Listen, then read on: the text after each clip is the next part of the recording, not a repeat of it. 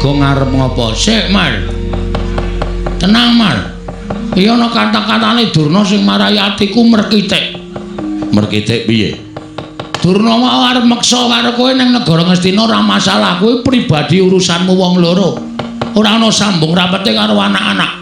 Ora ana sambung rapete karo kawula Karang Kadempel. Ning bareng Durna ngucap, nek Semar ora gelem dibaya ning negara Ngastina, kawula Karang Kadempel arep di bumi angus. Iki nang kene iki sing marai muntap aku, Pek. Pak kok, Pek. Aku muni Pek, Wong. Ameng lirik kok krungu ya, Mil. Kowe iki nek omong sok kebablasen ora. Iki sing marai aku ora seneng, iki sing marai aku ora trima. Nek masalah kok diembet-embet karo kawula sak Karang Kadempel. Aku tak takon, kawula salahe apa? Kawula ora ngerti kenthang ki muling lelakon pojok plereting kanan. Kok arep di bumi angus karo Begawan Durna. Ora sadar dhek nek dhek iki omong ning ngarepe ketua pemuda Karang Kadempel. Sapa gong ketua pemudane? Aku. Lho.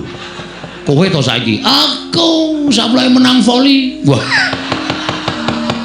Kami menang voli kok dadi ketuamu. Gleleng padake toser. Wow. Gaweane ngumpani tak umpani swara semet, tak umpani swara semet. Lho, kok voli kok umpani swara? Dolop kok mingan. Dolop-dolop ora. Nemban, ngapa, Bagong? Kowe kok maju nang ngarep aku? Aku kan ngurus omonganmu. Ngurus perkara omongan sing kepiye? Kowe mau omong muni piye? Lho, kowe kok ora basa karo aku? Oh ya ora penak suarane. Gunane apa aku mbasani pendhita sing ora penak suarane? Kowe sadar ora to? Nganggo jubah putih, kethu putih kuwi pambegane ya putih, resik atimu. Nek sing putih mung jubah karo kethumu, nek atimu letek kowe pendhita ndok basa. Penyakit kowe. Mulane ndi-ndi anggere ning Durna geger, ngendi-endi anggere ning Durna geger. Kowe menghasut dengan kata-kata sing ora bener. Loh, aku muni piye kok kowe nesu? Kowe mau muni piye? Sing arep tok bumi angus apa? Karang Kadempel. Karang Kadempel ki masyarakate akeh. Masyarakate Karang Kadempel ki pirang-pirang? Ana 1444 kakak. Nek 1444 kakak kuwi tok bumi angus, berarti kowe mateni wong pirang-pirang. Kowe mateni wong pirang-pirang. Kowe jagal menungso kowe, Dul. Hah? Kowe udu pendhita kowe. Kowe pembunuh kowe. Al-Fatihah kunjuk Kiseno Nugroho. Bismillahirrahmanirrahim. Jagone ora padha tarung. Prenjake ora ning sing muni lah kok. Eneng dayoh pirang-pirang. Mongko ndak sawang lancur-lancur Pandhawa. Lala garing iki momongane awake dhewe kok padha rawuh mrene. Wah. Anggere nyawang putra Pandhawa ki rasane ning ati ki ayem, umure kaya tambah 10 taun ya, Truk. Gagah-gagah kabeh, bagus-bagus kabeh.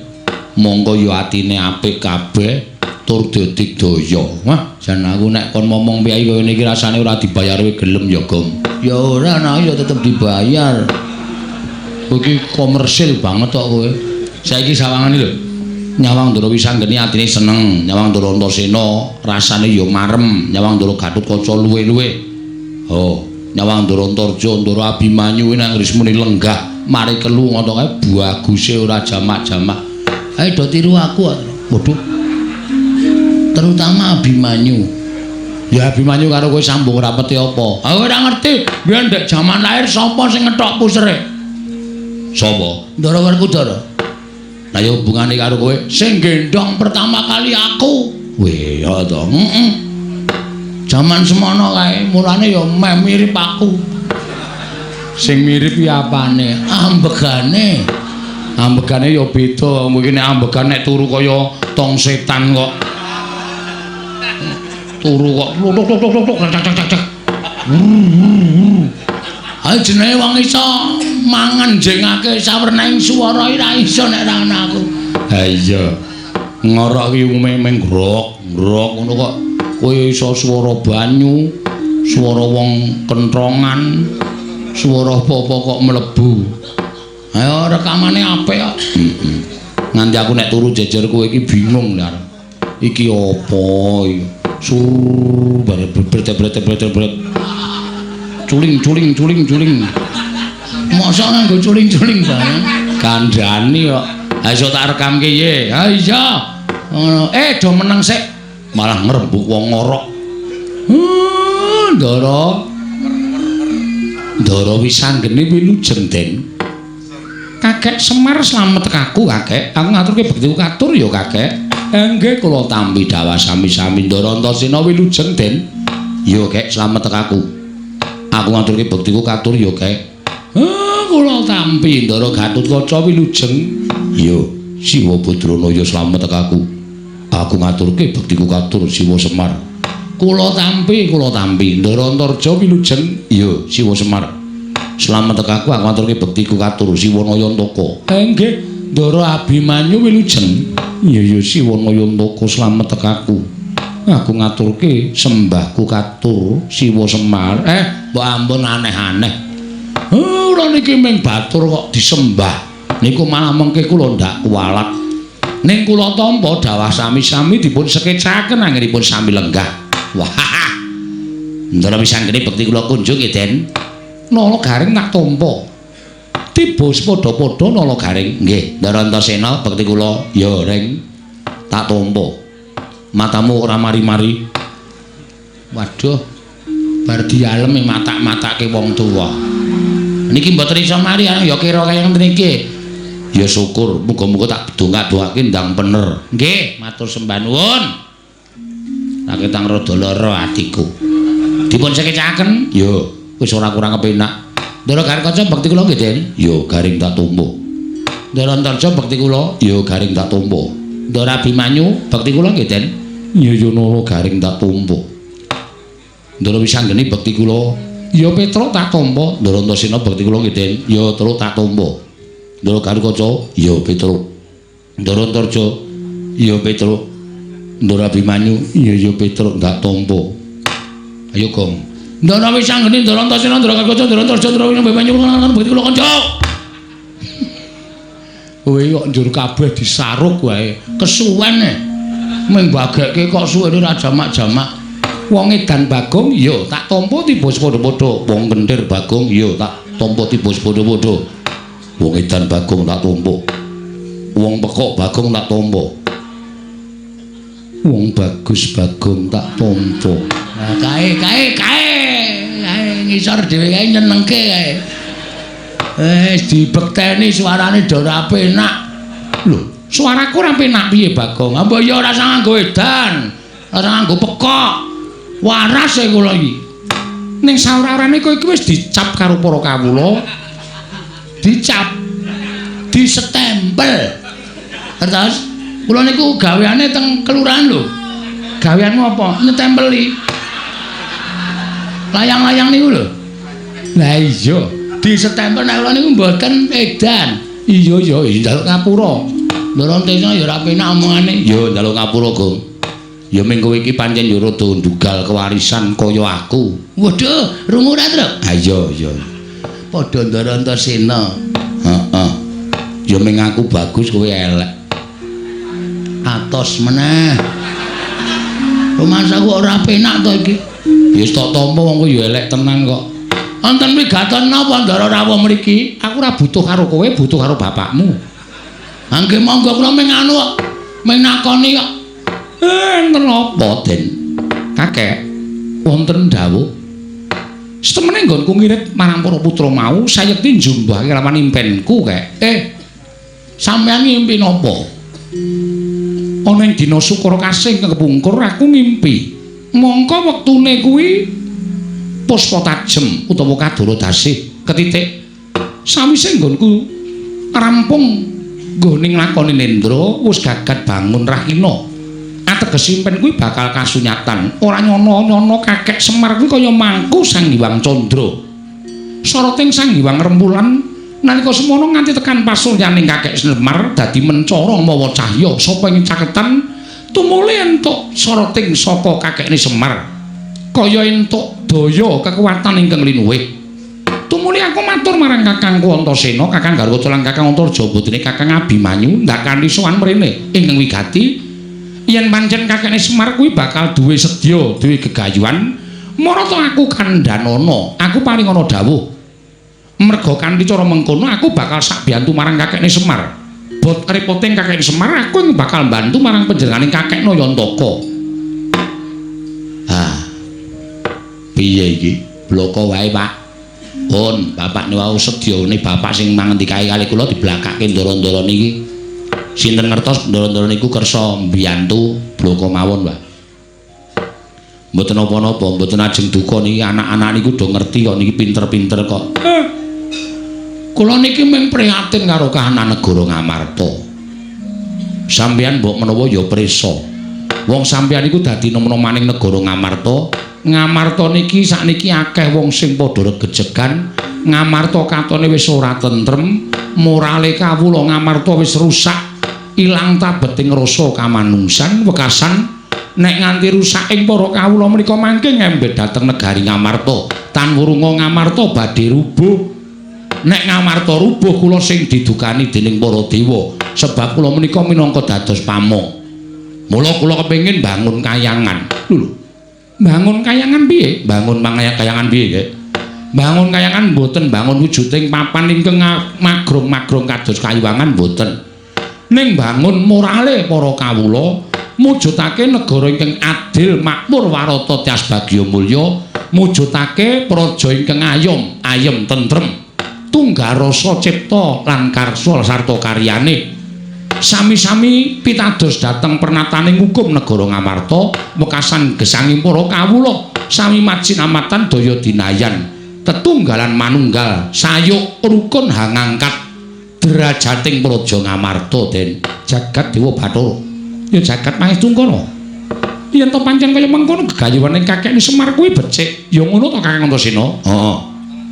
Lah terus kersane kakekne Semar kula wau matur kali anak-anak kula. Syarate Pandhawa mundi pustaka Jamus Limasada kedah rawuh mriki sinuwun Ndarawati minangka dadi pujangganing Pandhawa. Mundi Sekar Wijaya Kusuma kedah rawuh mriki sinuwun Mandura kudu rawuh mrene merga tumrap kula nadyan sinuwun Mandura menika arang-arang sowan dhateng negari Ngamarta ning batose keng woing Mandura menika muhung doyong dhateng para Pandhawa. Mila Ndara anak kula gareng kula dawuh supaya mboyong sinuwun Ndarawati, Petruk pun sagu mboyong para Pandhawa, Bagong pun sagu mboyong sinuwun Mandura. Ning merga saka anak kula niki nek duwe kesaguhan ming sagu teng ngarep perkara kelakon lan orane niku durung karuan mengke. Mula gandeng sampeyan rawuh mriki nek upama lho sampeyan niku kula suwuni tulung pripun? Lha coba kula tak nyuwun pangandikanipun Ndara-ndara kula lancur-lancur Pandhawa.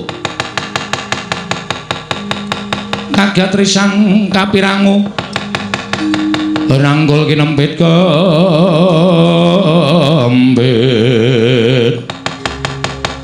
dosang reknaning bawana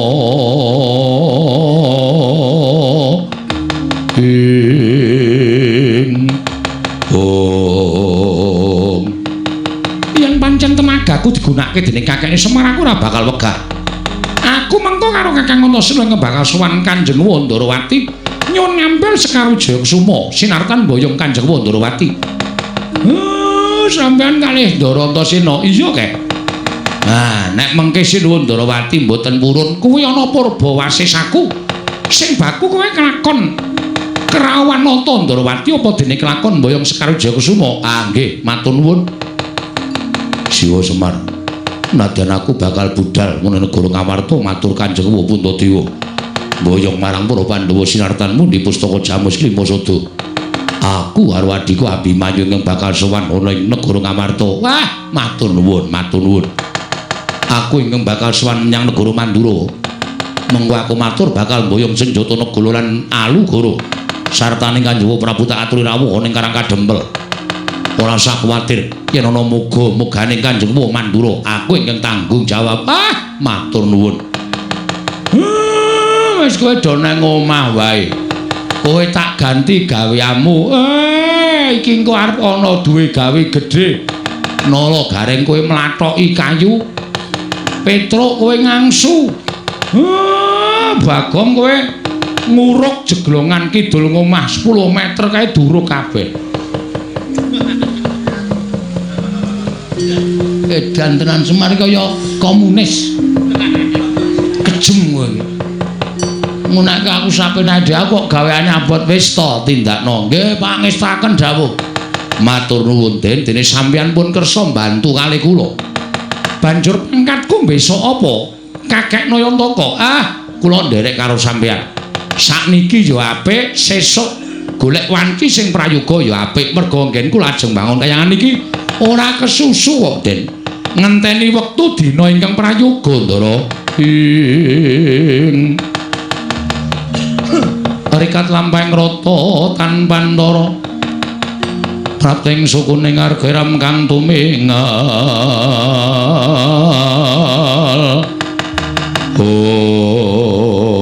Dereng ngantos parsami Balwacana. Kasarurawipun Begawan Durna, Pandhita ing Sukalima miyak kang jagung sumaya karya kang giat kang samya mulat.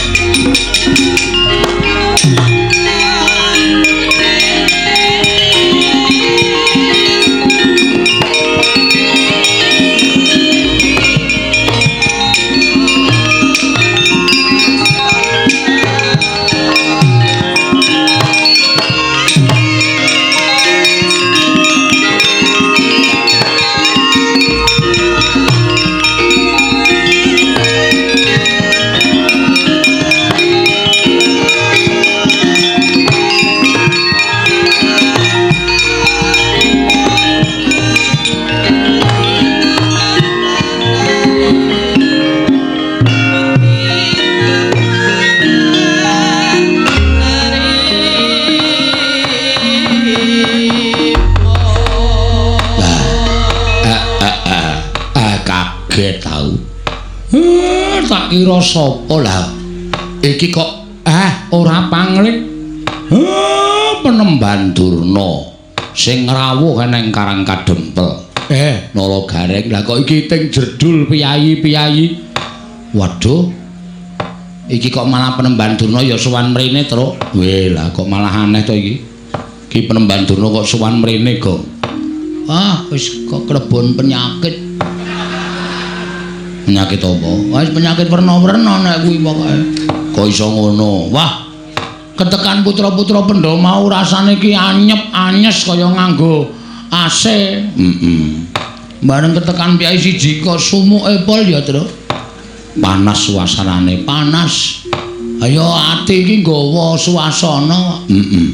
Nek sing rawuh ki atine ayem, atine becik, atine tentrem kuwi suasana iki dadi adem. Nek sing rawuh ki wong brangasan, wong tumindake elek ki terus dadi sumuk. Ayo. Ning ya dirungokke sik wigatine Begawan Durna ki apa? Tak rungokke anggere macem-macem ajiar nang kene.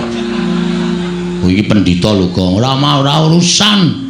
Ora urusan pendhita, ora urusan apa-apa. Ngisruh Karang Kadempel Ajiar nang kene. Bagong meneng dhisik. Siap. Aku tak nyuwun prisa Begawan Durna. Takoni, Pak.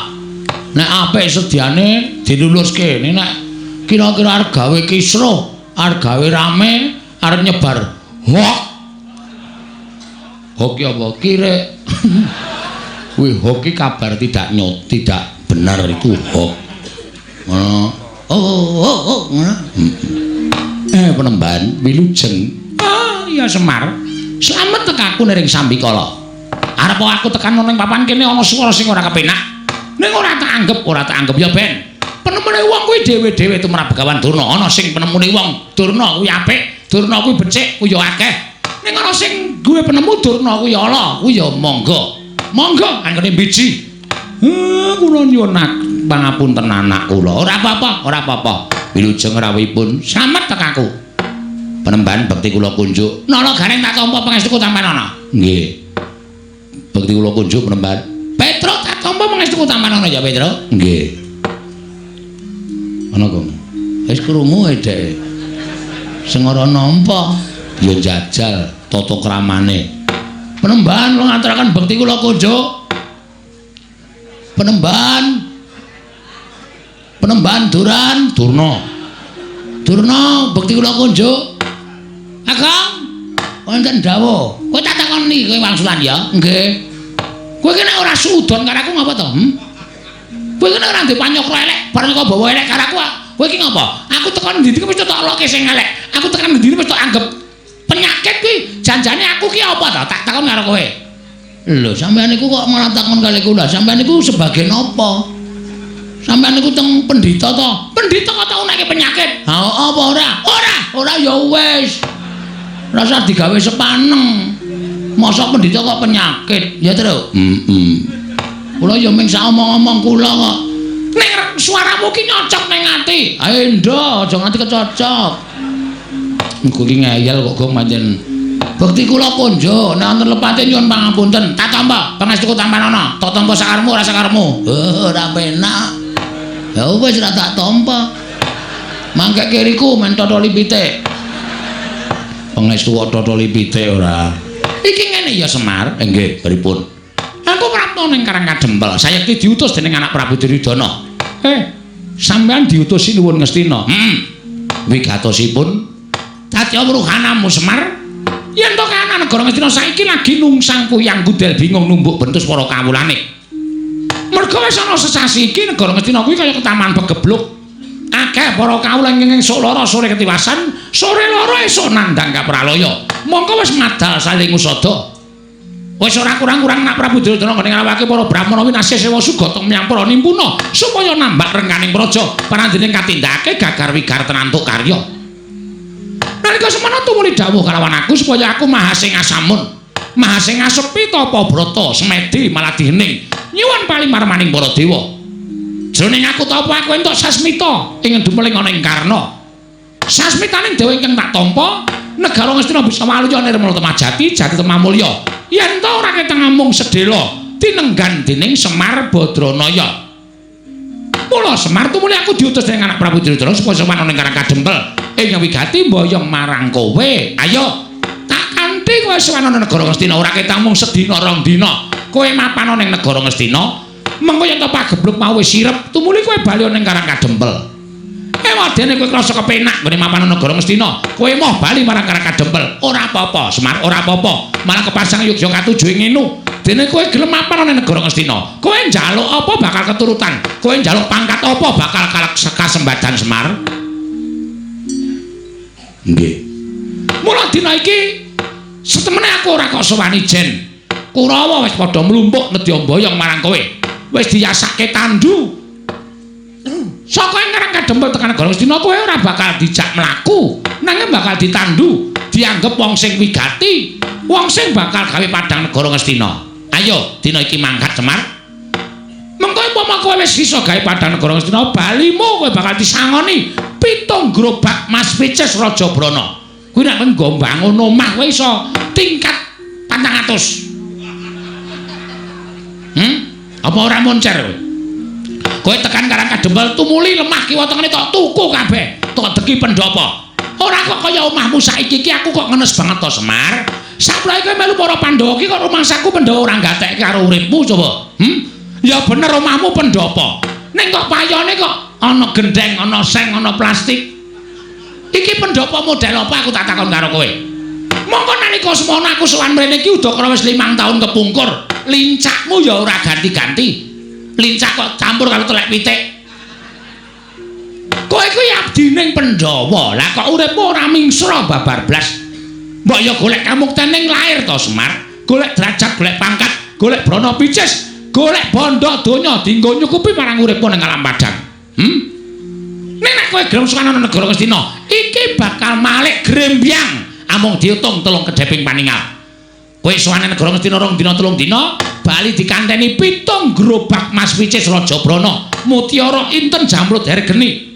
Kabeh bakal dipasrahke marang kowe. Tekan karang kadempel tok dudah sak karung wae, mongko saben sak gerobak isine 40 karung. Kuwi 7 karung. Petungan. Ayo pikirin, apa kowe ora blereng? Kowe buka sak karung wae iso to nggo tuku lemah 4.000 hektar. Wis, tok degi omah 350 meter. Yasa stadion bal-balan. Yasa apa wae kowe bakal lakon. Kowe tuku tumpakan kereta kencana tinarik jiaran cacah 8 ya kelakon. Kowe ora mung nganggo jarik sing car 8 kaya ngono kuwi. Oh, kathokmu training ireng. Lek tuku nang nggon wayangan to kuwi. Ketara mereke ora terkenal. Semar kok nganggo training tulisane SD Kali Bawang.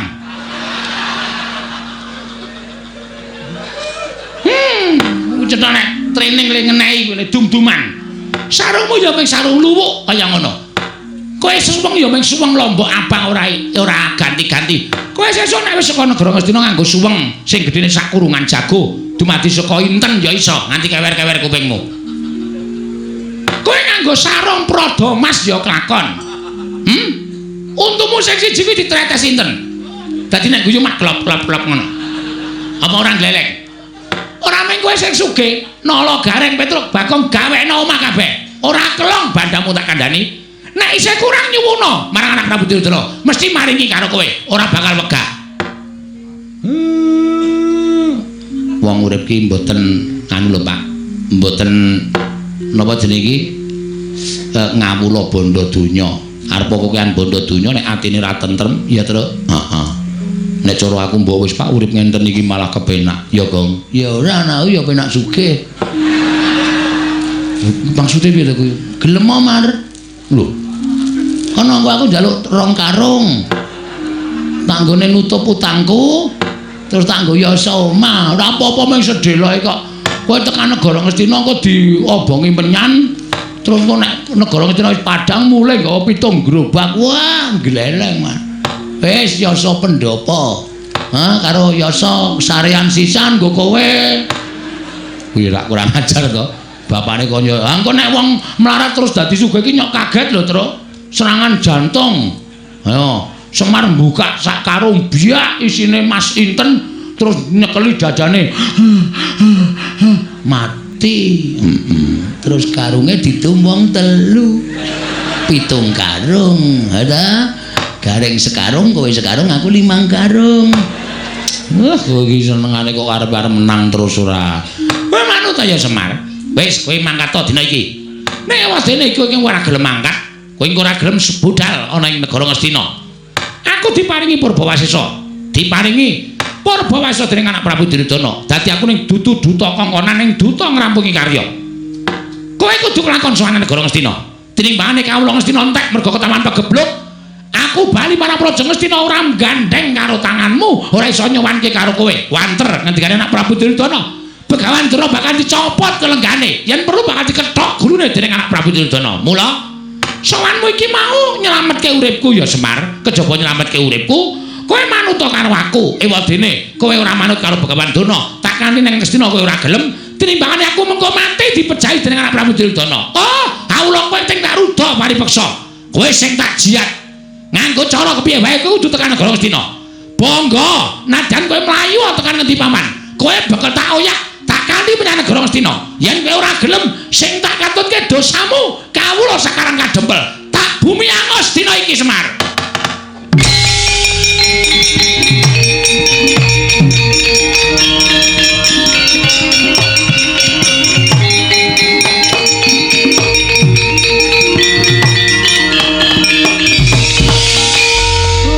Bagong arep ngopo? Sik, Mar. Tenang, Mar. Iki ana kata-katane Durna sing marai atiku merkitik. Merkitik piye? Durna mau arep meksa karo kowe ning negara Ngastina ora masalah. Kowe pribadi urusanmu wong loro. Ora ana sambung rapete karo anak-anak. Ora ana sambung rapete karo kawula Karang Kadempel. Ning bareng Durna ngucap, nek Semar ora gelem diboyo ning negara Ngastina, kawula Karang Kadempel arep di bumi angus. Iki nang kene iki sing marai muntap aku, Pek. Pak kok, Pek. Aku muni Pek kok. Ameng lirik kok krungu ya, Mil. Kowe iki nek omong sok kebablasen ora. Iki sing marai aku ora seneng, iki sing marai aku ora trima. Nek masalah kok diembet-embet karo kawula sakarang Kadempel. Aku tak takon, kawula salahe apa? Kawula ora ngerti kentang iki muling lelakon pojok plereting kanan. Kok arep di bumi angus karo Begawan Durna. Ora sadar dhek nek dhek iki omong ning ngarepe ketua pemuda Karang Kadempel. Sapa gong ketua pemudane? Aku. Lho. Kowe to saiki? Aku sampe menang voli. Wah. Ame menang voli kok dadi ketuamu. Gleleng padake toser. Wah. Gaweane ngumpani tak umpani swara semet, tak umpani swara semet. Lho, kok voli kok umpani swara? Dolop kok mingan. Dolop-dolop ora. Nemban, ngapa, Bagong? Kowe kok maju nang ngarep aku? Aku kan ngurus omonganmu. Ngurus perkara omongan sing kepiye? Kowe mau omong muni piye? Lho, kowe kok ora basa karo aku? Oh ya ora penak suarane. Gunane apa aku mbasani pendhita sing ora penak suarane? Kowe sadar ora to? Nganggo jubah putih, kethu putih kuwi pambegane ya putih, resik atimu. Nek sing putih mung jubah karo ketumu, nek atimu letek kowe pendhita ndok basa. Penyakit kowe. Mulane ndi-ndi anggere ning Durna geger, ngendi-endi anggere ning Durna geger. Kowe menghasut dengan kata-kata sing ora bener. Loh. Aku muni piye kok kowe nesu? Kowe mau muni piye? Sing arep bumi angus sapa?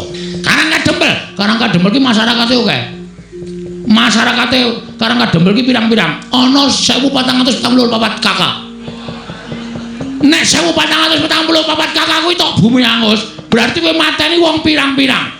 Kowe mateni wong pirang-pirang. Kowe jagal menungso kowe, Dur. Hah? Kowe udu pendhita kowe. Kowe pembunuh kowe. Kowe rawangon kowe nganggo sandangan pendhita.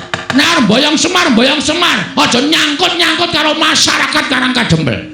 Aku nesu ngene iki ora mbelani bapak. Nek sing tak belani Karang Kadempel. Iki bumi tak getihku. Iki bumi kelahiranku. Bumi yang kaya dengan adat budaya yang ada di Nusantara. Iki ngapa ya Bagonge ngapa ya caitan ora? Nesu kok dadi deklamasi. Dadi nek bumiku iki arep tok ganggu gawe. Aku ora ikhlas, Dur. Aku ora ikhlas. Nek aku wis muni ora ikhlas, rawe-rawe rantas malang-malang tak putung. Ora nyawang kowe iki derajate apa? Ora nyawang kowe iki derajate pendhita. Nek mung arep gawe geger, arep gawe rusak, ajange diadane Bagong. Wah, edian Bagong. Ora usah cerewet kowe. Iya. Ajange diadane Bagong. Enteni nang kene. Nang ndi, Gong? Salin. Wah.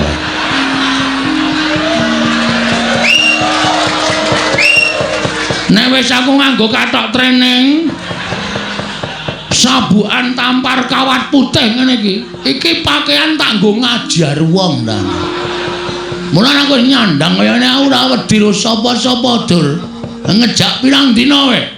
Arep kowe nggo soto Kurawa. Aku ora wedi. Aku ket wingi wis ngesak soto mbako. Ayo ditandheke ya. Perkara kan boyong karo Semar boyongen ning rasa ngrasani karo wong Karang Kadempel. Nek Semar ora gelem tak boyong ning Karang Kadempel. Utawa tak boyong ning negara Ngastina. Oh, kawula Karang Kadempel kene tak bumi angus tenan Bagong. Iki sing dadi masalah. Ngerampungke ora ning kene. Ayo, golek papan sing jembar. Golek papan sing jembar. Bagong ki wong kulino gelut. Tandane, Kowe ngerti ra? Terminal Deksa iki gentone iki.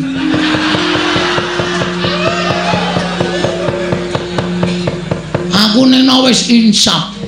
Aku wis ora manggon ning kono mergo aku wis tutuk lekku. Edan cara mbiyen. Dadi nek arep golek masalah karo aku ketangga karo wedon. Lho, nek ngono kok wani karo Durna? Genawe susul klambi kok ora wani piye?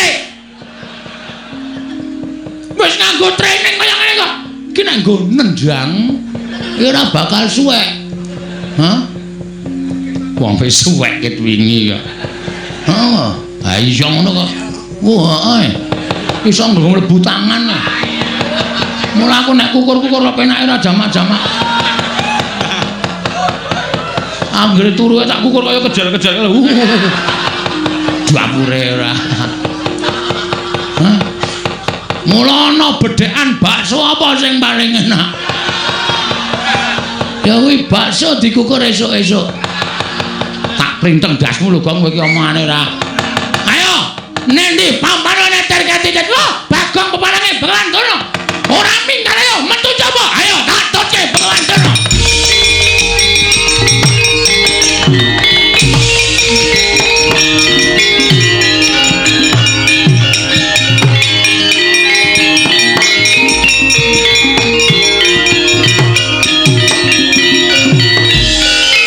Ben kisruh sisan. Bocah kok kandanane angel. Bocah kok semene. Nah dedelke BH. Aja omong karo Bagong. Bagong nek omong cangkeme elek ora. Kowe iki gawe masalah ngerti ra? Gawe masalah ngerti ora? Ngerti. Lah kok tok gawe masalah, pancen tak sengaja, Pak. Aku ora mbelani kowe lho, Pak, kowe aja GR. Aku ora nggolani kowe. Kowe arep perkara arep diboyo karo Durna ora masalah, terserah. Kuwi perkaramu. Kowe arep nggawa 7 gerobak karo ngisi Mas, monggo aku ora pengen. Nek Durna ngrasani katentremaning masyarakat Karangkadempel. Iki, Pak, sing wis diresmi dilantik dadi ketua pemuda. Iki dadi kewajibanku tentrem lan orane desa. Kuwi ning pundhake para nom-noman, ora kok malah nom-nomane padha teler-teleran, padha dolanan obat. Manusia macam apa ku? Terus di mana? Di mana tulang punggung negara nek tulang punggunge wedok teng gloyor ora karu-karuan, negarane remuk. Mula aku kudu sesanggem, aku tak rampungake. Aku adoh saka minuman keras, adoh saka obat-obatan. Sirku ngopo? Gawe tentrem Karangkadempel. Nek ana sing ganggu Karangkadempel kaya Durna kuwi mau, aku sing ora nrimake. Tepuk tangan. Wah, tepuk tangan kok dikon. Ya wis rasa itu.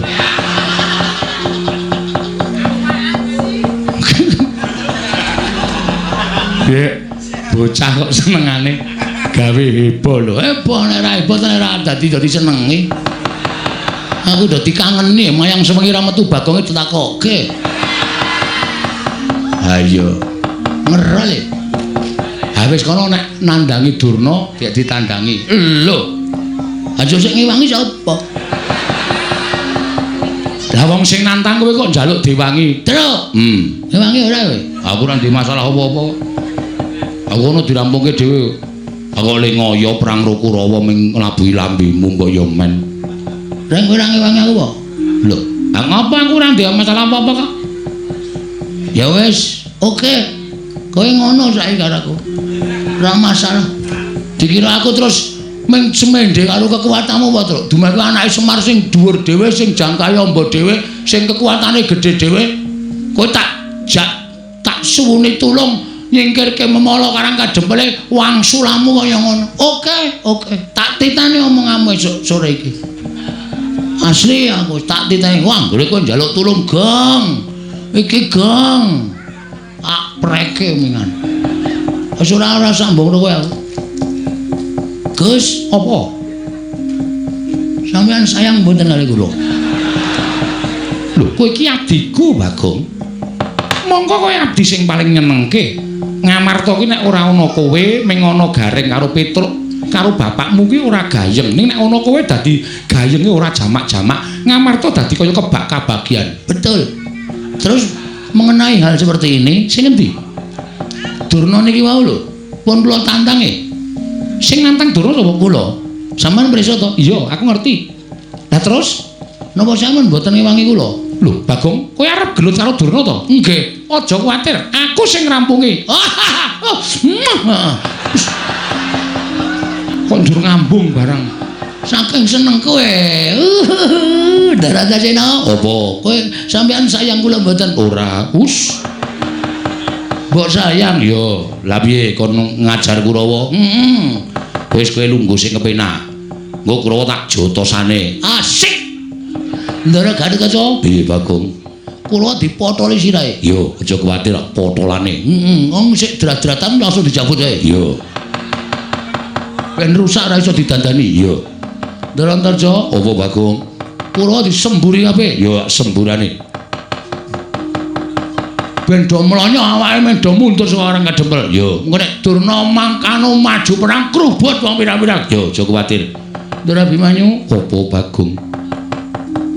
Sampeyan tahu to pas ngelak nika kula goleke unjukan Melayu aduh banget nganti kula gembrobyos. Iya. Pas teng-tengah ngalas kelingan to. Iya. Pas pados Wahyu Cakraning ra. Iya. Dados pendhita. Iya. Kelingan mboten? Kelingan. Berarti lelabuhan kula gedhe tumrap sampeyan. Ora bakal tak lalekake. Saniki kula nek ke taman kanan kelingan niki panjenengan pripun? Aja kuwatir aku mbelani kowe. Sip. Ora butuh kowe nyok. Wah, edan ya. Bagong ngrayu sapa-sapa ya iso to ya. Padhake ora butuh kowe, terus ora butuh Gareng. Iki lho rekan-rekanku. Wis siap nandingi para Sata Kurawa. Oh, ngoten. Awong ya urung do mangkat kok. Kaya kowe iki bombong-bombongo. Oh iya ya. Niki lajeng mangkat methuke Kurawa njeng napa? Lho, aku manut kowe. Kowe iki ketua pemuda to. Aku manut ketuane. Oke, ketua pemuda memerintahkan anak-anak Pandhawa Buddha sekarang menemui aduh kok. Lho, ana apa? Anu Sata Kurawa dibuat mundur. Pukul mundur para Sata Kurawa. Mangkat saiki, Bagong. Buddha samrika Ngestoke dawuh, Bagong.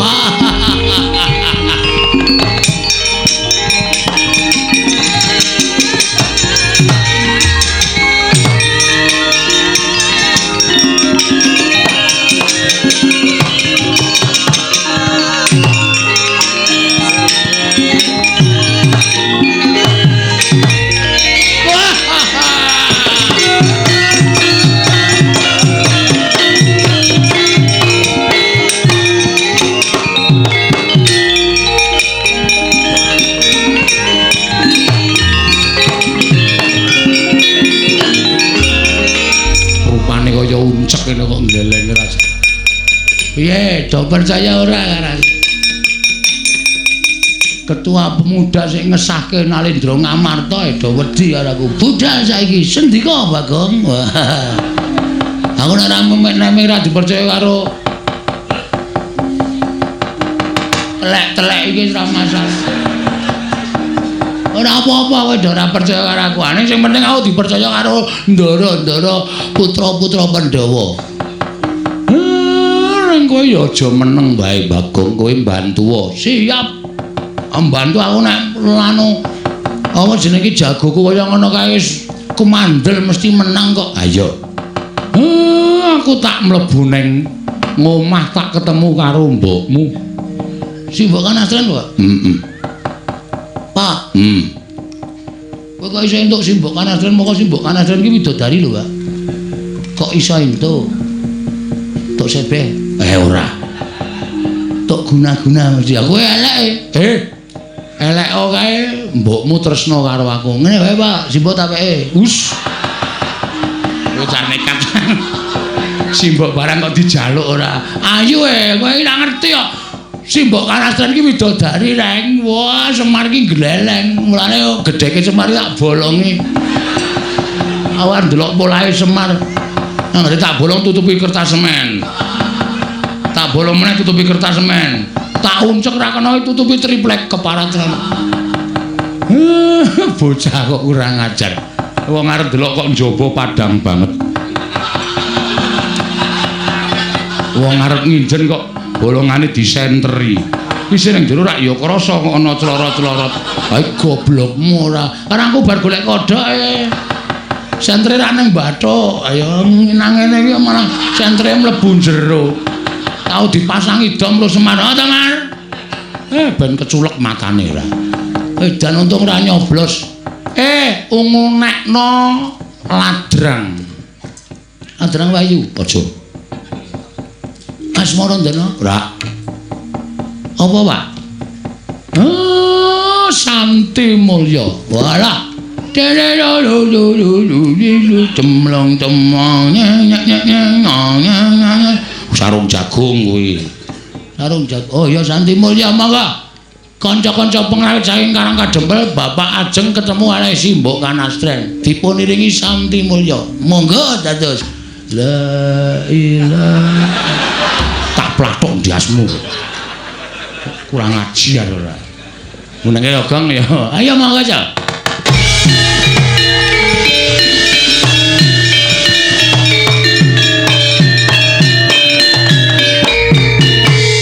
Bagong, samai, aku kok kaya urung tau tepung. Lho, aku Kurawa, piranganing Sata Kurawa. Kartomarma, dudu Kartomarma, pancen aku padha karo Kartomarma, ning aranku Surtayu. Wis, jeneng kok nganggo jeneng kali. Lho. Jeneng kali sapa? Serayu. Surtayu, Surtayu dasar pranyata. Bapakmu tak boyong ning negara Ngastina. Nek perkara Durna arep boyong karo bapak mung gumantung wangsulane bapak. Bapak gelem apa ora? Nek bapakmu ya wis wong nyilik wong ngboyong ki adile sing diboyong gelem ya mangkat ora ya wis. Ora kok meksa sak penake dhewe. Terus arep gawe geger Karang Kadempel. Bagong sing ora trima. Tantrimaning Bagong Durna tak tantang aku ngerti nek Durna nggawa Kurawa. Ayo, krubuten leganing atiku. Boyongan Semar nek iso nglangkai kuwandane Antasena. Ngapae?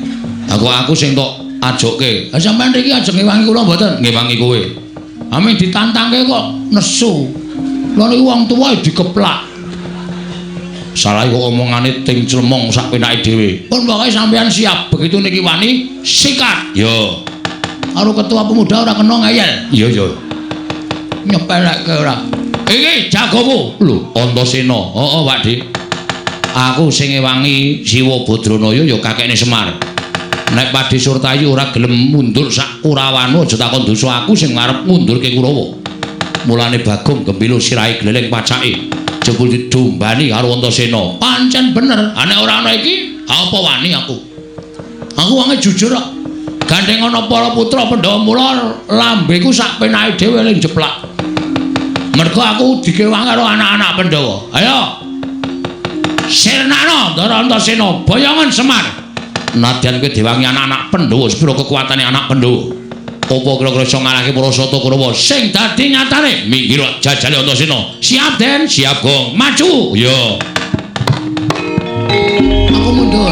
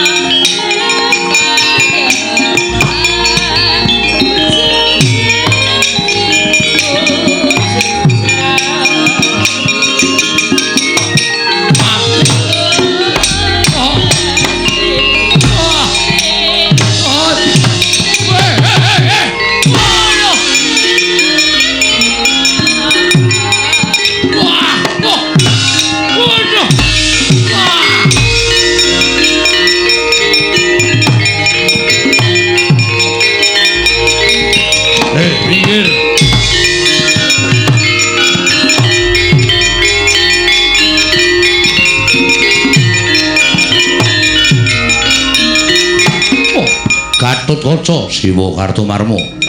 Kula aturi mundur. Wah, ora bakal mundur mboyong Semar. Paribaksa kula wantun kaliyan panjenengan. Ayo, ungano dadamu. Kula terima majeng Siwa Kartomarma mati dening aku.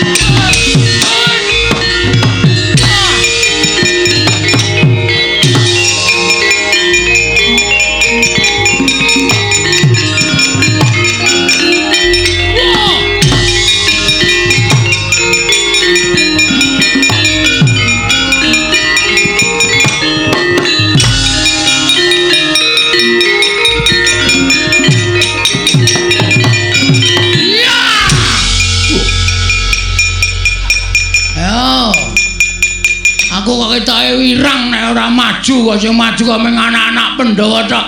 Padahal iki Karang Kadempel, bumi utah geteku.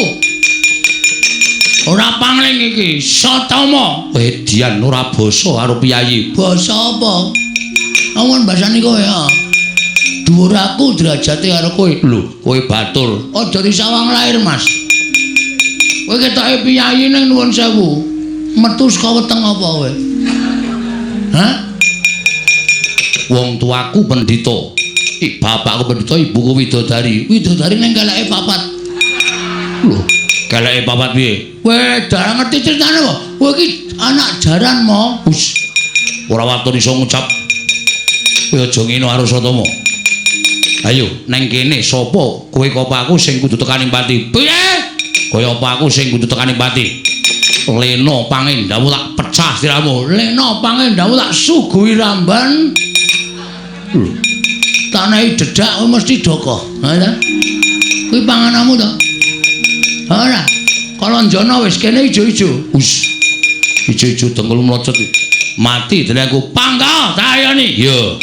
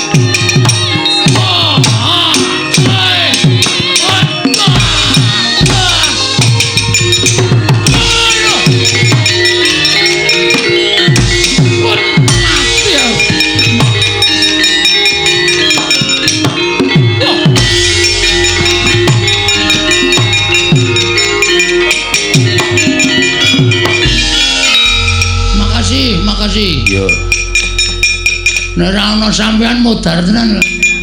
Kita arep melu perang bonangel nggih perang niku nggih. Lah kok kita kaya mencolot-mencolot.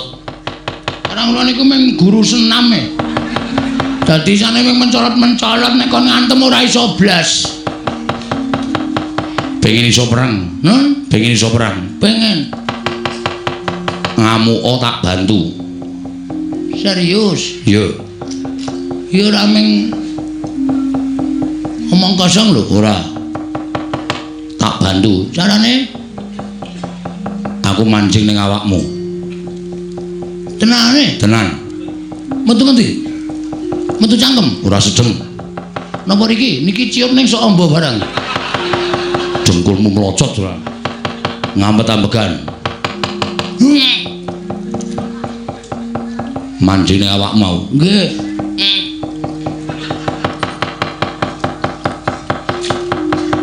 Wis. Wis. Lho. Gus? Sampeyan teng pundi? Ning awakmu. Serius tenan. Kowe ora iso lara, ora iso mati. Kowe kenggonan aku iso ambles bumi. Kowe iso mapan ning jero bumi tanpa beda ning daratan. Tenane, tenan. Carane ngampet-ambekan awakmu tibakno ning bumi ora bablas tekan jero bumi. Ini serius nih? Yo. Mun anggere aku kejegluk tak tonyo sampean yo. Oh, lang gleleng tenan iki saiki aku. Ngamuk Kurawa tenan rasa njaluk bantuane sapa-sapa. Wah. Piye reng? Lho. Kok iso ambles bumi? Lho, ayo abdine Ndara Antasena. Nek ngambles bumi wae pinter. Coba njajal aku tak weruh. Ki lho, mat ki lho. Yo. Jedul mburimu reng, mburimu. Wedya. Ambles meneh. Mburimu reng, mburimu. Wedyan ora sida. Mburimu reng, mburimu. Wedyan bocah iki kok mbebeda wong tuwa. Mulane ndek bendara iki dimanfaatke. Iya, war njaluk Ndara Gatotkaca.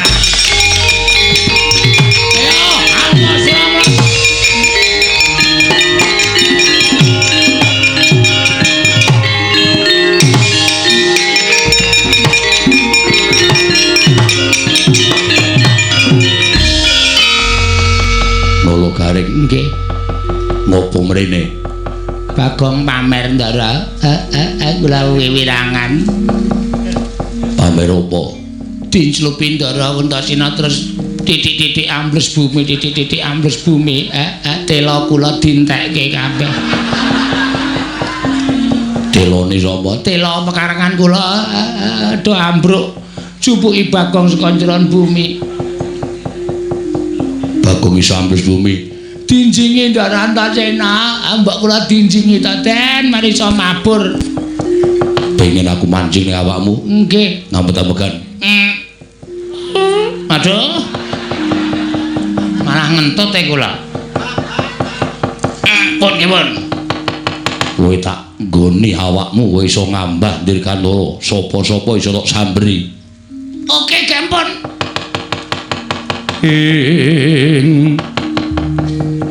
Irikata Dyan Gatotkaca tinon mapak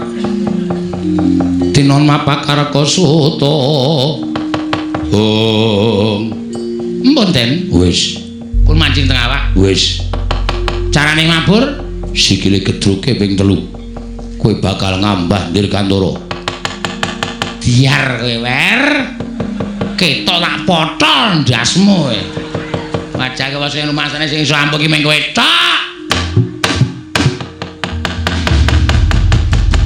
Wah, merdeka tenan iki. Wah, gleleng tenan. Ayo, Kurawa Suramarta coba cangkingi siramu kabeh.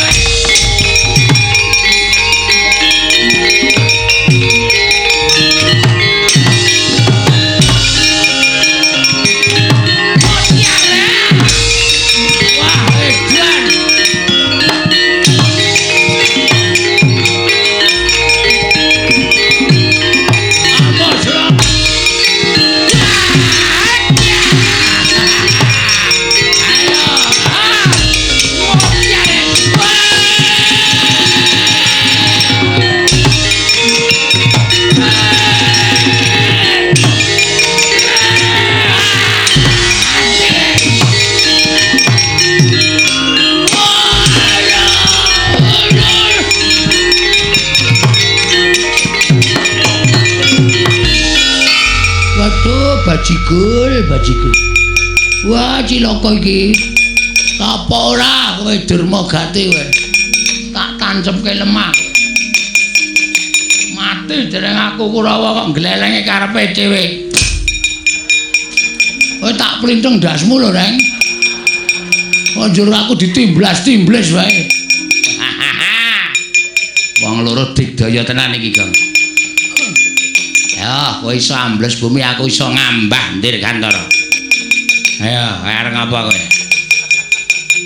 Waduh, Durmagati lolos, Durmagati lolos. Waduh, kok mak slep kok ya penak banget ya Bagong ki ya. Kaya ora ana ganjelan sithik sing mandlep ngono. Dan kaya ora ana gregel-gregel iso. Kaya mak slep ngono lho, penak banget ngono lho. Edan rana. Rumaca kok kaya ning banyu. Aspal atos barang kok ya. Iso slap-slap.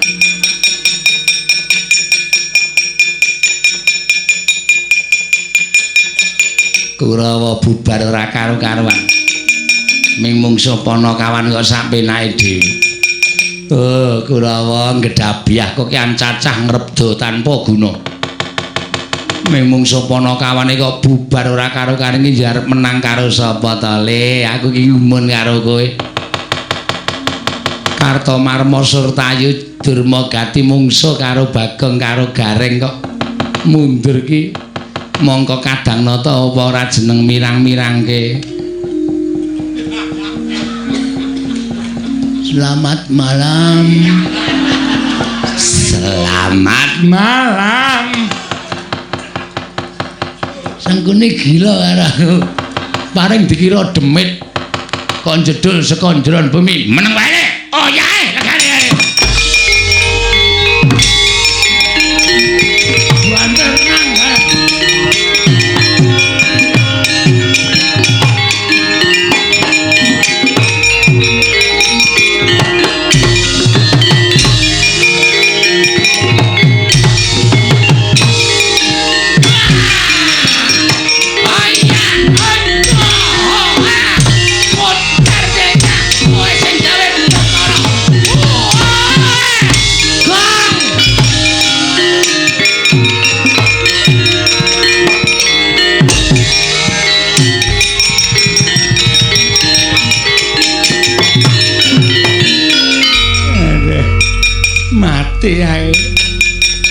Mati aku Sambata.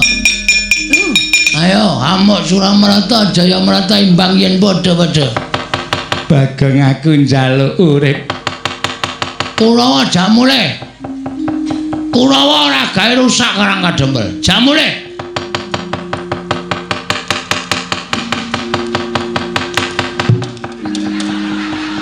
Lak tonyo lho, Reng. Medune nang isor nggo pencokan sirah. Sorry. Ayo arang rung tau landing. Nun ngapura kaya. Ki sing dadi tok sumbering perkara wis kecekel. Heeh.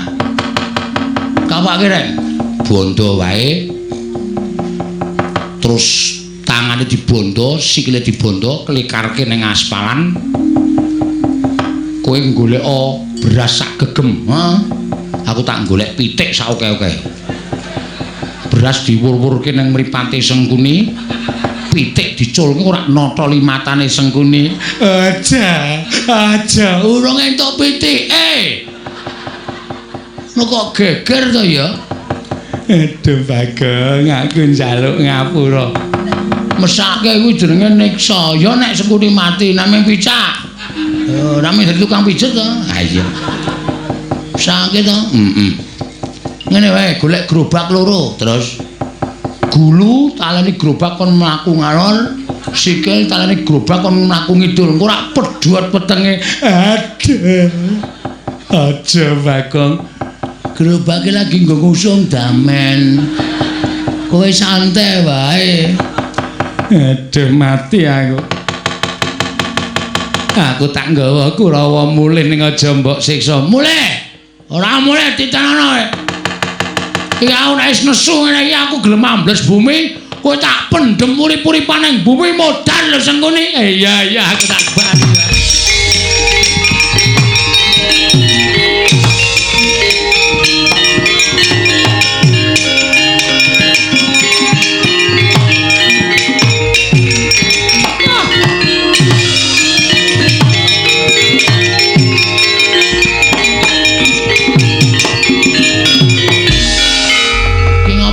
Penditane iki. Aku pengen bayar boyong karo bapakmu ayo. Aja ngeparangi karepe Begawan Durna. aja parangi karepe Begawan Durna. Terus kowe arep ngopo? Nek kowe parangi karepe Begawan Durna, kowe tak katutke dosane, kowe tak sirnake Bagong. Wo, ora ngerti awake dhewe jan. Bar nyinake Bagong apa piye? Ha. Pengen tak timblis saka dhuwur. Ya ngono apa piye, Durna? Loh. Lho gareng kok iso mabur? Lho, gareng wis tuku tiket pingenane. Padahal ora iso mabur. Gareng nek wis ngono kae nimblis apa-apa iso pecah sirahe. Gareng nimblis sampean dies. Sampean pecah sirahe glecak. Aku saka njeron bumi. Slep. Halo. Kita ketoke ndase tok. Ndase tak ketoke, awake tak klelepke. Hah? Kowe ditimbles gareng. Ak candha awakmu ak pendem urip-uripan sing arep ngewangi kowe sapa? Hah? Loh, kowe sambles duwe cetha yen kowe kenjingan Antasena. Pancen iya, mula aku digdaya.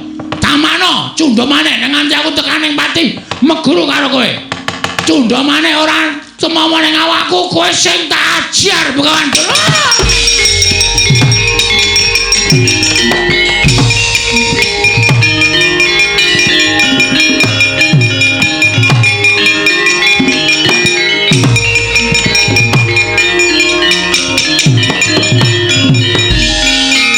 Suwun nggih, Den. Ya.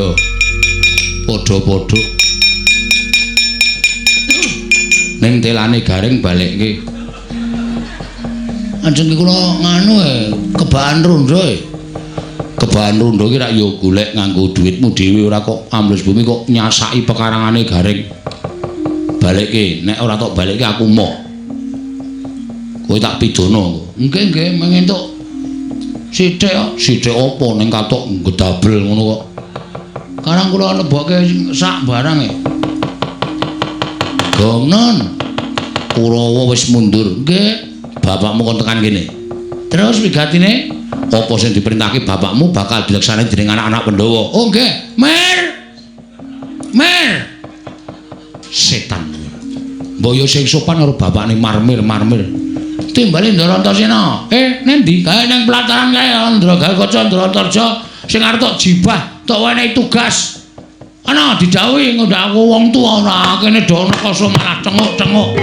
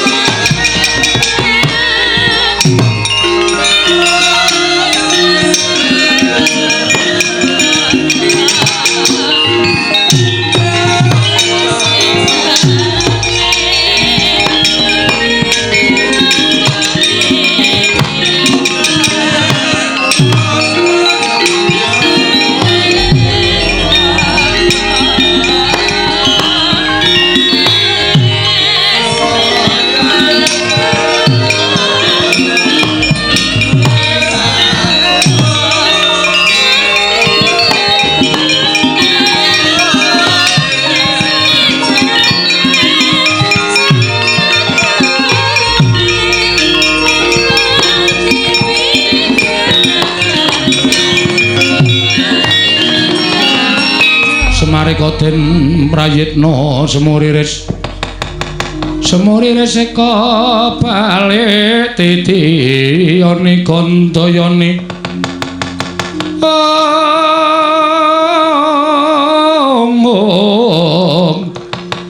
Trisanya purnama sasi kilar-kilaran ing tengah latar pripun Den? Njumbuhake kelawan kesagu aku nalika semana aku sagu diutus ning Ndarawati. Nggih. Aku sagu diutus ning Amarta. Aku sagu diutus ning Mandura. Siwa Badranaya. Nggih. Tak suwun ampun ngantos dados dredah. Pokoke upama sinuwun Narendra ing kula kersakaken rawuh nek ora kersa rawuh ora apa-apa ning sing baku pusakane dadi sing diutamake pusakane ngono kae nggih yen pancen kaya mengkono aku tak nyuwun pamit yo Siwa Semar aku nyuwun pamit Siwa Pudrana ya aku nyuwun pamit nggih ngatos-atos kula enteni teng Karang Kadempel nglumpuk ing para bendara lan pusaka bisa nyembuh kekuatan kula anggen kula badhe mujudaken gegayuhan kula Ndara. Yo, aku njaluk pamit yo kek. Nggih, Ndara Antasena, Ndara Gatotkaca ing atos-atos nggih.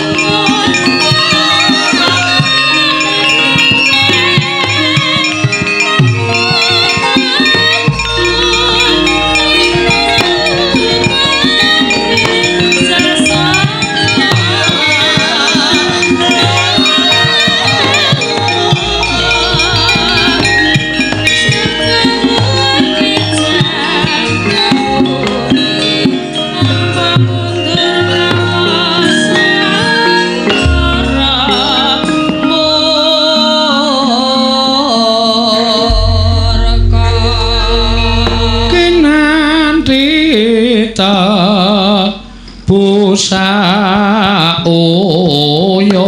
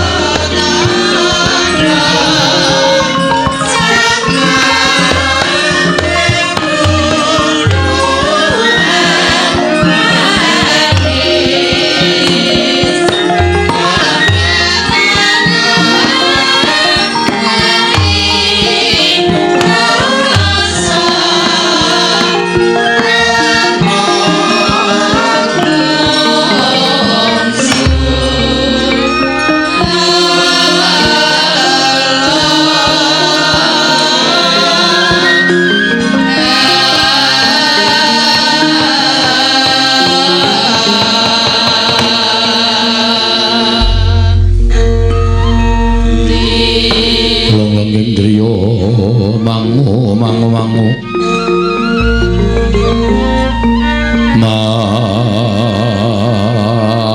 mangunggung kanduhan remang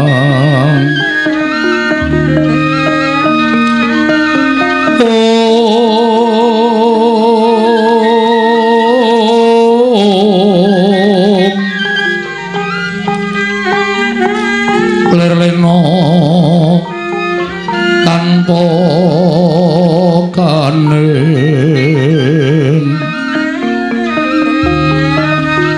yen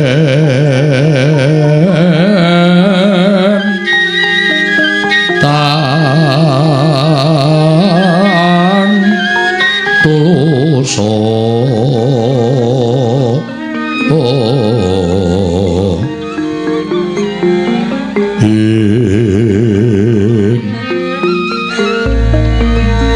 hamangku sang Tya Utama Nalindra Muda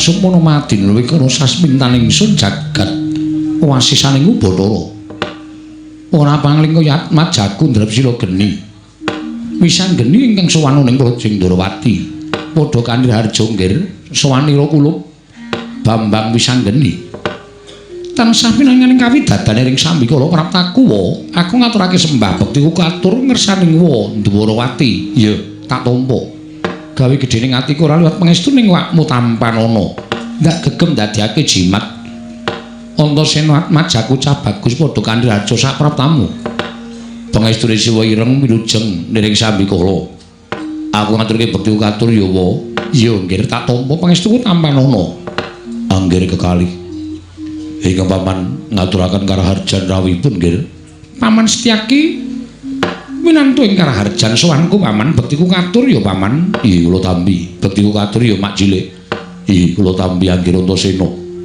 dipun sekecaken anggenipun sami lenggah wonten ing Datul ya Projing Ndrawati yo mak cilik kaya wis ora kurang prayoga misanggeni ana mari gawe apa dene sira sowan mongko tanpa tinimbalan mara gage matura yen pancen sowanmu iki saka pribadimu dhewe matur ingkang terwaca nanging yen ana ingkang utus sira diutus sapa kulup umo ireng Atmat Jaku Ndrapsila geni kepiye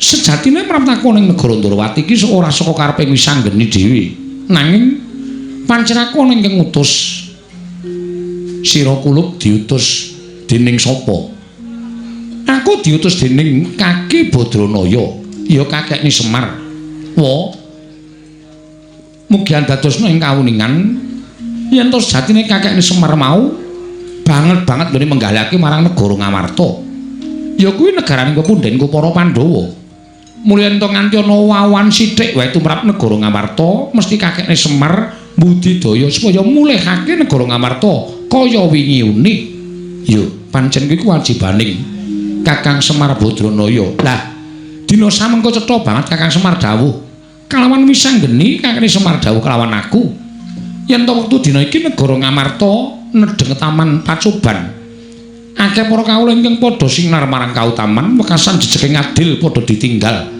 pernataning hukum negara ora padha dipaelu wekasan padha ngudel bingung numbuk bentus sakarepe dhewe mula kakekne Semar bakal duwe gawe ya kuwi mbangun kayangan dudu kok wujuding wangunan ingkang magrong-magrong ingkang tanpa beda kaya wangunaning kayangan kuwi ora nanging pengen mujudake negara Ngamarta kuwi uriping para kawula embane kaya ning kayuwangan kebak ing katentreman kebak ing karukunan lan kabungan ora ana rasa cedha cinedha ora ana rasa cacat cinacat lan ora ana rasa regejegan anane omong sarwa tentrem suka raharja kepengin diwujudake ana ing negara Ngamarta nanging ana syarat-syaratane ya kuwi kudu nampa rawuhing pusaka Ndarawati ya ing winastan Sekar Wijaya Kesuma.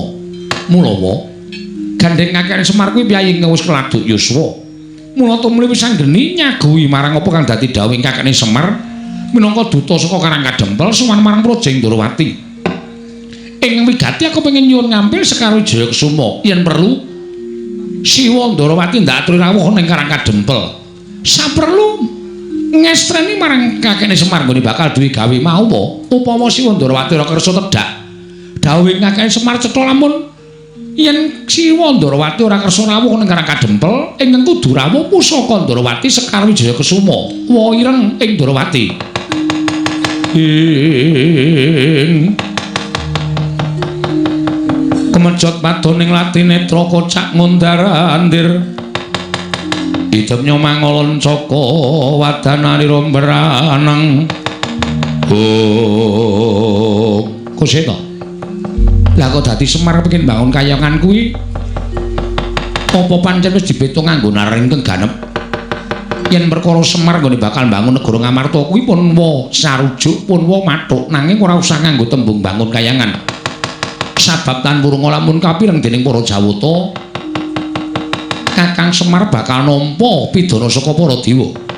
Mula Kang Sanga kuwi wis sanggeni yen to siji sira kepengin nyuwun ngampil wujuding Sekar Wijaya Kesuma.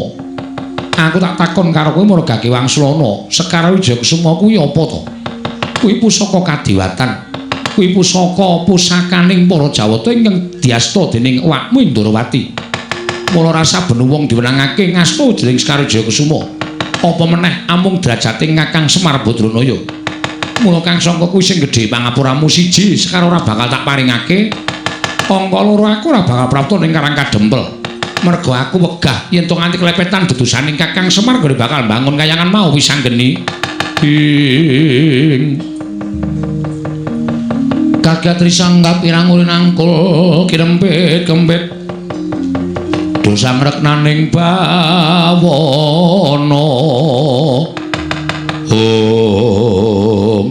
Dik misanggeni wis didapuk minangka dadi juru wicara wondene aku ingkang eksekusi. Lho. Tembungmu ki apa? Tegese aku sing tumandang karya. Nek Pakdhe ora maringake Sekar Wijaya Kesuma diboyong marang Karang Kadempel, tegese Pakdhe ora njurung marang kersaning kakekne Semar nggone bakal bangun kayangan negara Ngamarta. Tegese Pakdhe mentala marang kacintrakaning negara Ngamarta, Pakdhe seneng yen to negara Ngamarta bakal rubuh. Merga kawulane padha nungsang puyang ngudel bingung numbuk bentus sakarepe dhewe. Mula yen to nganti Pakdhe ngiklasake kaya ngono aku sing ora trima. Saiki ngene, Pakdhe gelem maring ngampil apa ora? Lho. Lah kok dadi kowe sugal ucapmu Antasena? Sugal wae. Sampeyan men disuwuni ngambil Sekar Wijaya Kesuma ora diparingake kok dadak nganggo tata krama. Aku ki wakmu Ndarawati wis ngerti. Apa kaya ngono kuwi wak abon? Sampeyan ki wakku Ndarawati. Nek sampeyan ngregani karo rembunge wis anggeni mesti maringake wujuding Sekar Wijaya Kesuma. Nek Siwa Ndarawati ora maringake rawe-rawe rantas malang-malang putung. Kose to? Tembungmu kuwi kok nantang karo awakmu Ndarawati. Tembung rawe-rawe rantas malang-malang putung iki tegese kowe arep wani karo awakmu Ndarawati. Paripaksa kudu wani. Nek Siwa ora maringake ngampil aja takon dosa. Aku wani karo Siwa Ndarawati, Pakdhe Kresna.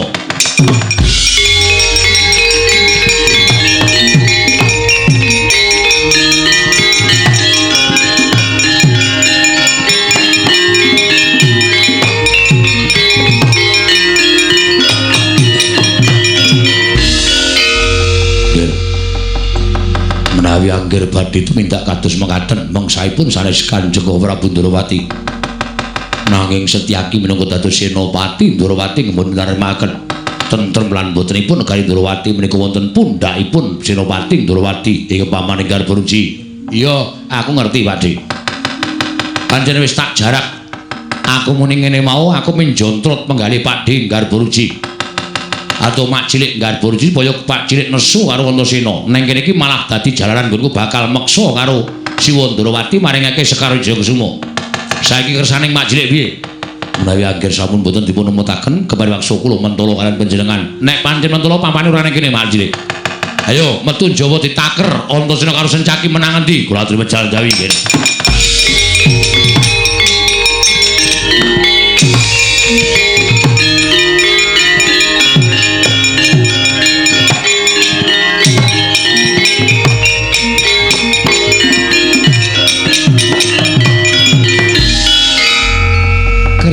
dadi grojogan geguyon dadi tangisan. Mongko niate wakmu ora kaya ngono kuwi sanggeni. Lah kok dadi kadangmu ngrandu gumbul ing ora bisa meper maramu bal-baling karepsun. Aku mung manut karo Siwa Ndarawati. Yen manyen perkara iki arep digawe rame ya digawe rame, nek digawe becik ya digawe becik, nggih.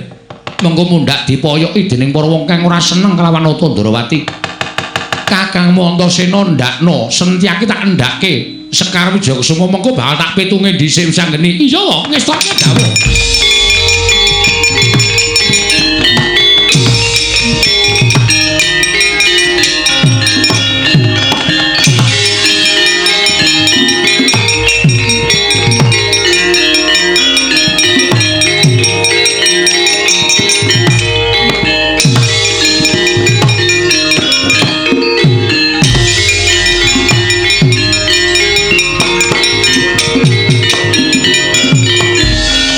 Keperanggul mungguing ayuda kemapak bawatnya bentar bawatnya bentar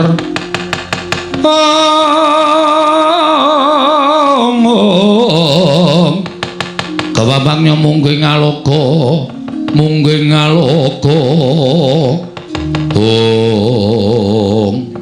neng kene saiki ditemtokke Antasena karo Majelis Setyaki iki kekuatane menang endi?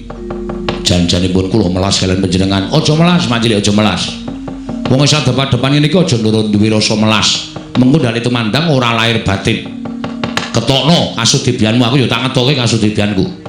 Babar wisan ditaker anak werku Dara karo Satya garep iki menang sapa? Nggih. Ngendikanipun sampun kados ngaten. Panjenengan mriku ngendikanipun nyocok dhateng manahipun ingkang paman pancen tak sengaja Majelis. Nek ora ngono ndak ora dadi perang. Malah saiki diseksekke para kawula sanegara Ndarawati. Antasena karo Sentyaki iki menang endi? Nuwun sampun pancen ora kena digawe becik. Yen ora kena digawe becik, njaluk pangapura yen pamanmu garep ruji mentala karo kowe Antasena. Ayo panggah tayani Majelis Setyaki. Oh, iki mergane batimu. Kakang Antasena. Kakang Antasena aja kaya ngono.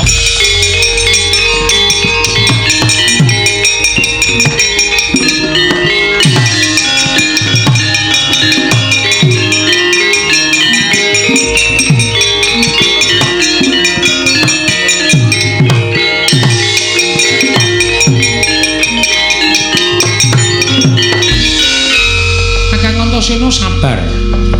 Wah, ngegol-goli kowe kene. Wis arep dadi mengkari bet-bet ngono. Rame iki mau. Rame-rame apa? Iki makmu cilik, makmu kiper kuwi. Makmu cilik.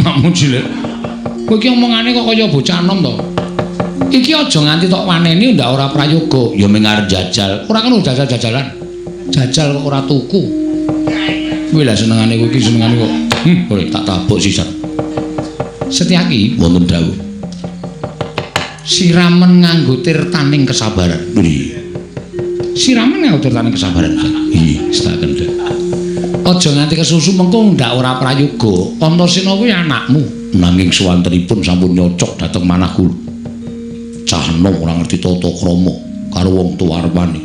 Nek kandhani ora dicempalani ndak metuman bae. Iya, aku percaya. Kowe mesti iso nyempalani Antasena ning rung kaluwan karah, ya to Ni? Iya.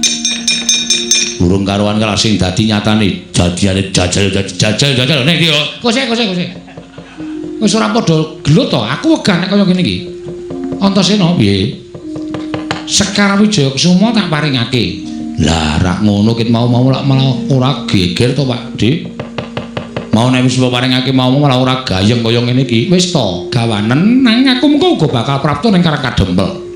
Aku arep nekseni kaya ngopo to Kakang Semar kok bakal bangun kayangan Guru Ngamarta. Ya. Mergo aku percaya karo Kakang Semar iku ora bakal tau goroh karo sapa wae. Aku ingin tanggung jawab kok. Ya, bisa ngene tampan ana. Sawise mbok tampani kowe bali marang Karang Kadempel. Engko ora suwe aku mesti bakal budal marang Karang Kadempel. Ngaturake panuwun kok. Sekar Wijayakusuma boyo mendhisik mung aku nututi. Iya, Siwa Ndarawati ngestake dawuh.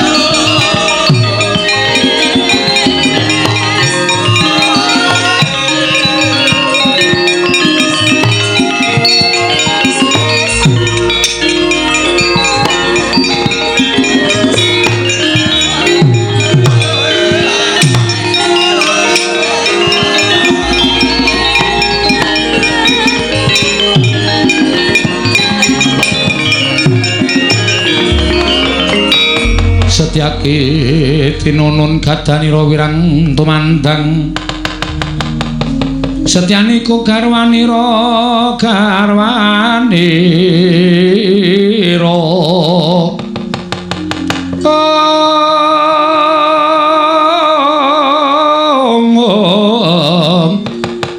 Setyanika garwanira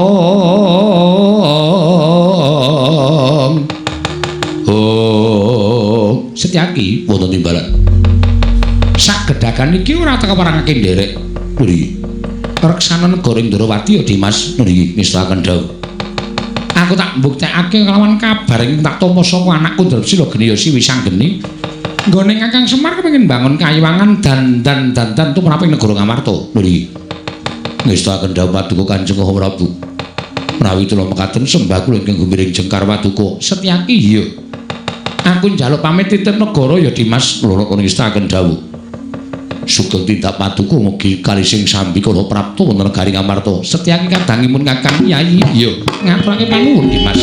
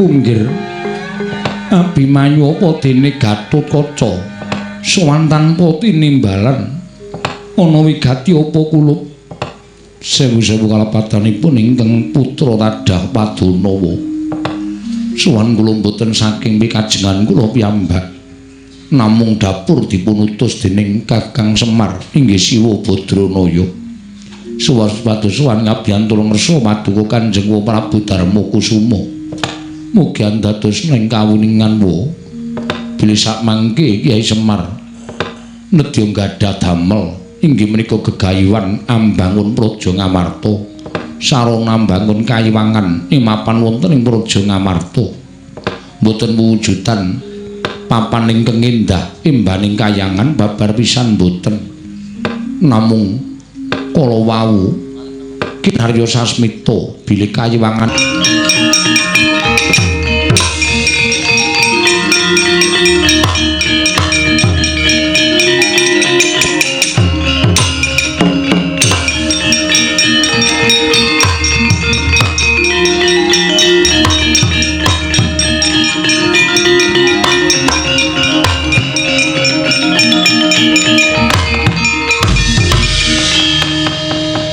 Umikun sing langit kelap-kelapaton lerkin saking risang mawe gandrung ing Andarja nggih kasinggihan kula ingkang sowan kula ngaturaken bekti kula kunjuk wa ya tak tampa gawe gedhening ati ora liwat pangestu ning wakming Mandura tampan ngono kula pendhingga jimat paripin dayaning kasantosan eneng apa kowe sowane negara Mandura mugi dados ning kawuningan wa suwan kula boten saking pikajengan kula piyambak namung dapur dipun utus dening Siwa Semar Badranaya.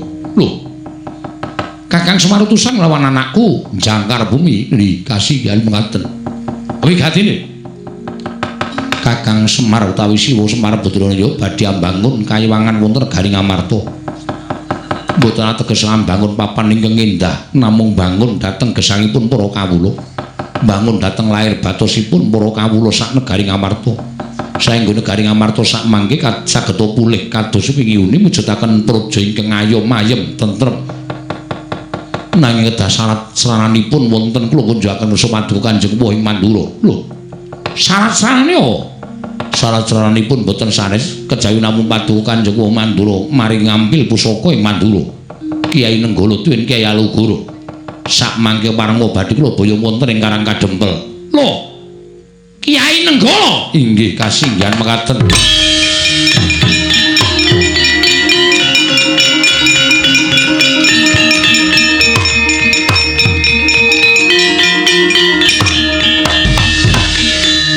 Andarsa. Yen mesine kowe ngerti, Kiai Nenggala Kiai Alugara kuwi duwe pusaka bae-bae. Kuwi pusaka kadewatan. Lah kok dadi Kakang Semar bakal boyong wujuding Kiai Nenggala lan Alugara dadi sarana sarasana mbangun kayangan negara Ngamarta. Apa ora melek mripatmu? Kiai Alugara kuwi pancen iso tok gawa, iso tok boyong. Ning nek Kiai Alugara utawa Kiai Nenggala kuwi mapan ana ing sak njabaning daging, sak jeroning kulit. Kuwi ora iso digawa dening sapa wae. Kedah saged kula boyong, Po. Nek aku ora entuk, kula kedah meksa lan Paduka Kanjeng Wah Prabu Mandura. Piye? Kula kedah meksa dhateng Kanjeng Wah Prabu Mandura kemareng maring ngampil pusaka kalih. Kowe arep maksa karo Baladewa ya? Kowe arep maksa karo Baladewa? Yen ngono kowe wani karo wakmu Mandura. Mboten ateges wantun, nanging menawi kula wangsul mboten pikantuk damel, ateges kula badhe dipun paidu dening Siwa Semar Badranaya. Sampun mboten wonten giranipun kula jejer satriya, teka kula sampun sagah nanging mboten kababar dados pakati. Yen ngono karo wani karo Baladewa, nyuwun pangapunten. Iblis lanat bayi iki sore.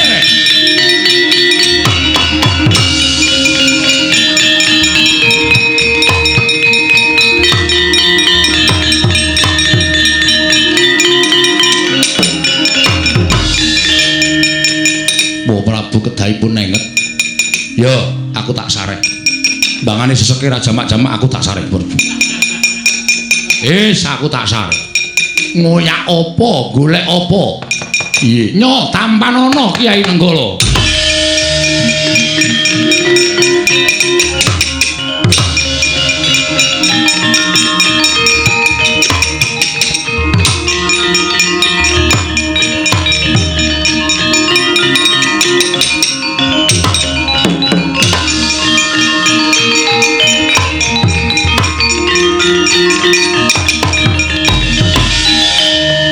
Prabu, nggih, kula kanthi wonten ing Karang Kadempel ya. Ayo Kresna tak tutke.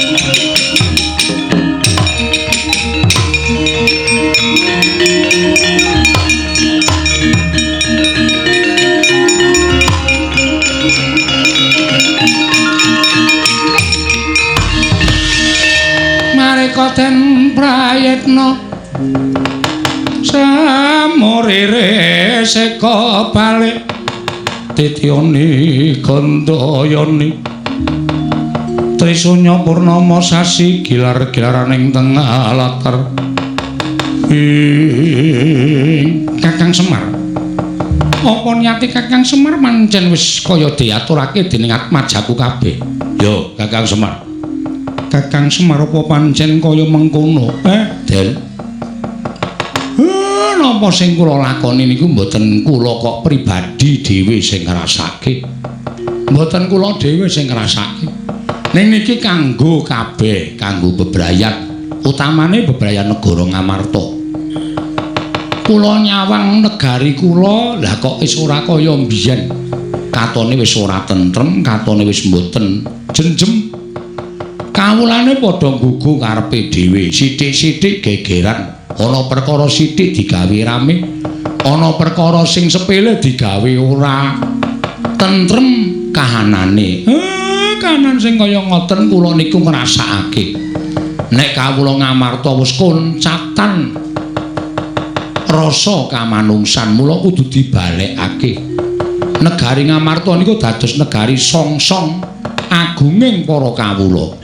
Negari Ngamarta menika dumati saking pulo-pulo ingkang kathah ning rumiyin manunggal dadi siji ning saiki kok sithik-sithik geger sithik-sithik geger. Awi dipun gandosi sranane sampeyan-sampeyan keminangka dadi pangareping para kawula aja wegah cedhak kalih para kawula.